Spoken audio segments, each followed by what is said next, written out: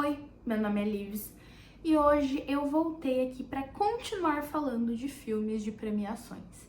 E o escolhido do dia é o queridinho dessa temporada, Uma Batalha Após a Outra.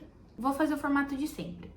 História, premiações, opiniões divergentes e as minhas opiniões. Visto que dessa vez eu consegui achar opiniões divergentes da minha. Que eu costumo ser meio do contra e não gostar muito dos favoritinhos. Mas enfim, vamos começar.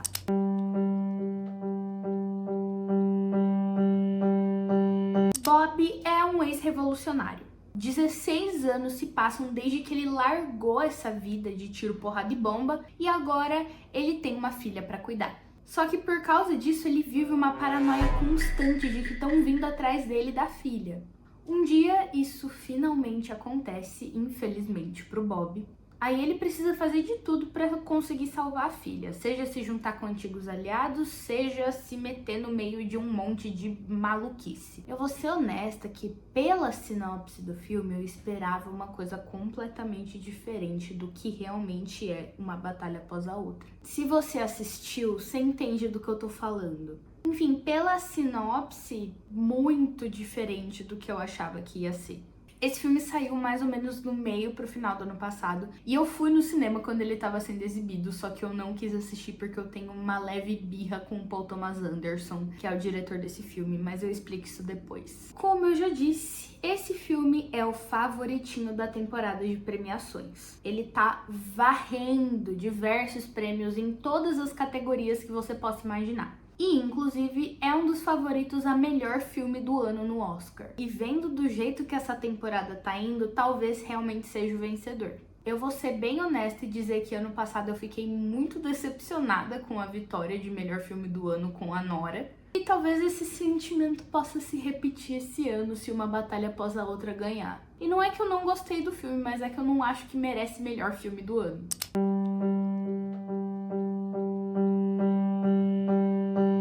Premiações no geral, nesse final de semana agora teve o BAFTA, ganhou 6 BAFTAs, ganhou 3 Critics' Choice e 2 Globos de Ouro, se eu não me engano.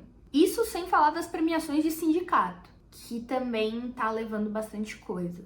E por falar em BAFTA, é agora que eu explico uma parte da minha birra com o Paul Thomas Anderson.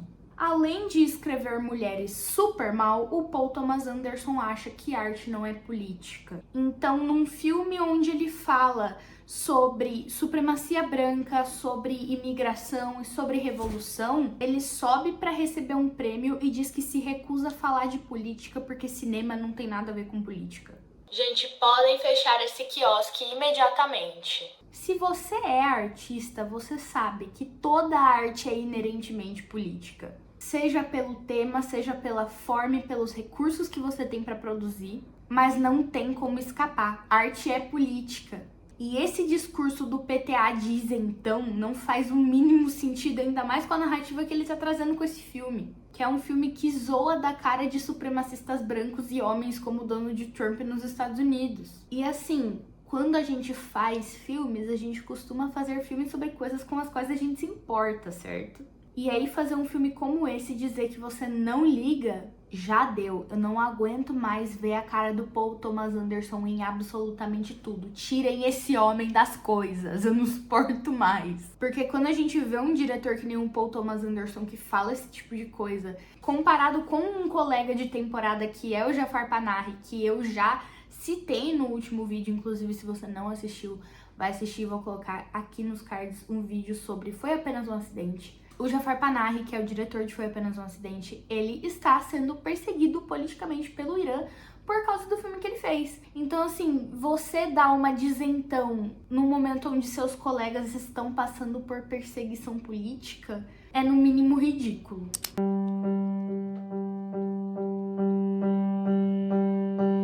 Vamos agora para opiniões divergentes. Ai, porque as personagens femininas são extremamente cativantes. Tem apenas 2 personagens femininas que são minimamente aprofundadas, mas todas as outras são usadas como veículo de sexualização e fetichização doentia de um homem branco sobre mulheres negras. Todas as mulheres naquele filme Elas podiam até ser fodonas, tipo a personagem da Teyana Taylor. Ela podia até ser, fodona revolucionária. Só que ela era só um objeto pra câmera. Ainda mais nos momentos que a gente vê ela pelo olhar do sargento. Porque ele vê ela de forma sexual mesmo. Mas mesmo sem ser nesses momentos, a maior parte das mulheres é sexualizada de alguma forma. Sobretudo as mulheres negras. Isso é nojento. Então toma vergonha na tua cara, Paul Thomas Anderson, e para de ser misógino. Para de retratar as mulheres do seu filme como se elas fossem objetos que devessem prazer ao homem, seja visualmente ou fisicamente. Agora falando da Teyana Taylor, a personagem dela realmente babilônica. Só que, como eu disse, tem todo o fator da sexualização. E meio que foi me perdendo, sabe? Quando eu tava assistindo o filme e uma das primeiras cenas é ela apontando uma arma pra cara do sargento falando fica de pau dura agora. Que porra é essa? Eu entendo que teoricamente ela tava querendo humilhar ele e tal, mas existem outras formas, eu acho. E assim, a Teyana Taylor, ela ganhou prêmios pela interpretação dela. Só que, gente, desculpa, ela tem tanto botox no rosto que eu não consigo detectar diferenciação em expressões faciais. E eu fiz teatro por muito tempo. Eu assisto filmes há muito tempo.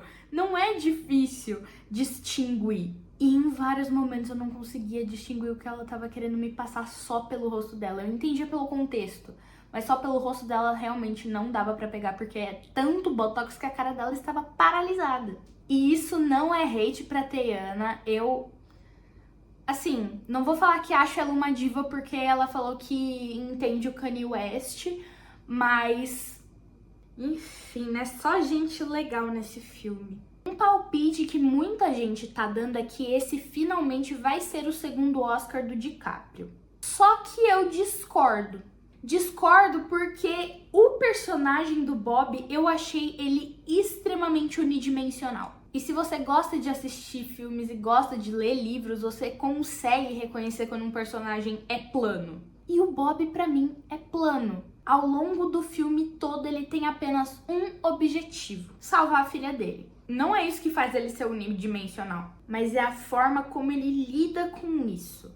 Não é um personagem pelo qual você consegue se apegar. É um cara que você vê e você dá risada dele porque ele é ridículo. Aquela cena do Viva la Revolución me quebrou, bicha, tu não sabe nem falar espanhol direito. Na verdade, nem espanhol você sabe falar, você sabe 3, 4 palavras.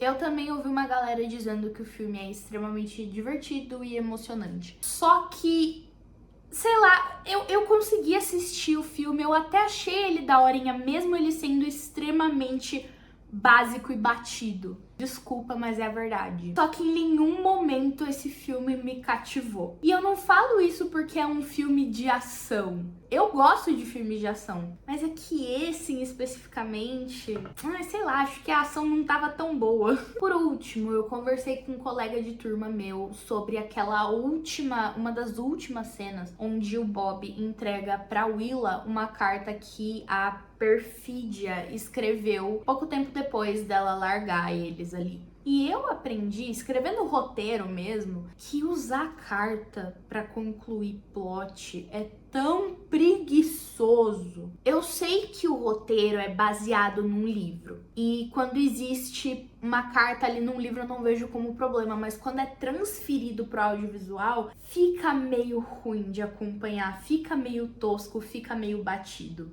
Eu sei disso porque eu já escrevi roteiros com isso tempos atrás, e aí eu fui ler de novo esses roteiros e eu fiquei tipo, que merda é essa? Então, conselho, se você quiser ser roteirista, não escreve carta nessa porra, não escreve diário, não faz isso. Fica parecendo série adolescente. Mas claro que isso é uma opinião minha. O conteúdo da carta em si eu achei legal, que é a Perfídia lidando melhor com a maternidade do que quando a Willa nasceu. Mas fazer isso em carta é meio paia. Sei lá, ela podia só ter aparecido, sabe? Não sei.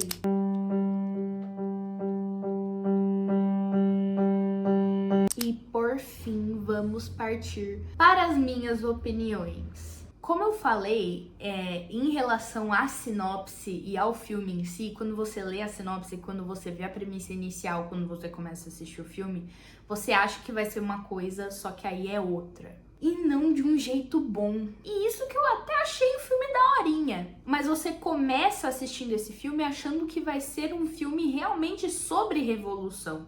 Sobre lutar contra o que você acha que tá de errado na sociedade, sabe? Pelo menos era isso que eu achava. E que em algum momento algum desses revolucionários teria uma filha. E que a captura dessa filha geraria uma trama de ação extremamente emocionante. Só que não foi isso que aconteceu. O filme começa super bem, só que aí ele vira uma comédia pastelão ridícula.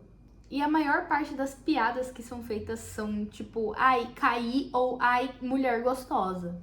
Então assim, troca o disco, gente. Estamos em 2026. O filme é de 2025, mas vocês entenderam. É um humor que não é gostoso de assistir. E eu entendo que eu tenho um bias ali, porque eu não gosto de comédia. Comédia não é um gênero que eu consumo tanto assim.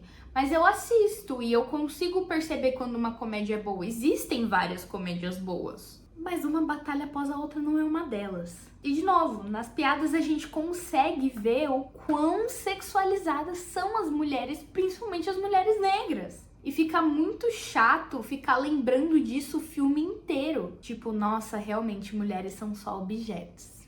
Also, que porra foi aquela daqueles guerreiros do Natal, paladinos natalinos? Eu sei que é pra ser uma crítica aos supremacistas brancos estadunidenses. Mas sei lá, eu achei tosco demais pra um assunto tão sério, não sei explicar. Talvez de novo eu só esteja sendo um amigo muito woke. E gente, posso ser honesta? Aquela cena de perseguição não me pegou. Caralho, 5 minutos de carros seguindo uns aos outros e não me dava nenhum tipo de emoção, sabe? Eu não sei se sou eu que tô muito insensível, mas tipo, cara, eu não consegui achar emoção alguma nessa cena. Tipo, não me dava aflição, porque eu sabia que ela ia conseguir fugir. E a cena é longa pra caralho, mesmo que você comece sentindo alguma coisa, vai se diminuindo ao longo do tempo. E realmente, guys, o que salva esse filme é a montagem, porque os cortes são todos nos momentos certos. É tudo muito bem organizado. Então tem que parabenizar a montagem. Não sei quem você é, montador, mas parabéns, montador, montadora, montadore, você é foda. Enfim, guys, é isso. Hoje eu falei aqui de uma batalha após a outra. E escolham aí o próximo filme que vocês querem que eu fale aqui no canal. Pode ser ainda filme de premiação ou pode ser outra coisa. Eu tinha pensado em fazer sobre valor sentimental, porque uma galera tá falando desse filme, mas não sei, vejam aí. Também não se esquece, se você ainda não for inscrito, se inscreva, deixa comentário para engajar o vídeo, deixa like, compartilha com alguém que você sabe que gosta de cinema ou que gostou de uma batalha após a outra ou não gostou. Me segue nas minhas redes sociais, porque eu vou realmente começar a fazer mais conteúdo para as redes sociais. Eu juro, eu tô falando isso há muito tempo, mas agora finalmente eu tenho os materiais precisos, então eu vou conseguir criar conteúdo tranquilo. E é isso, até o próximo vídeo e tchau!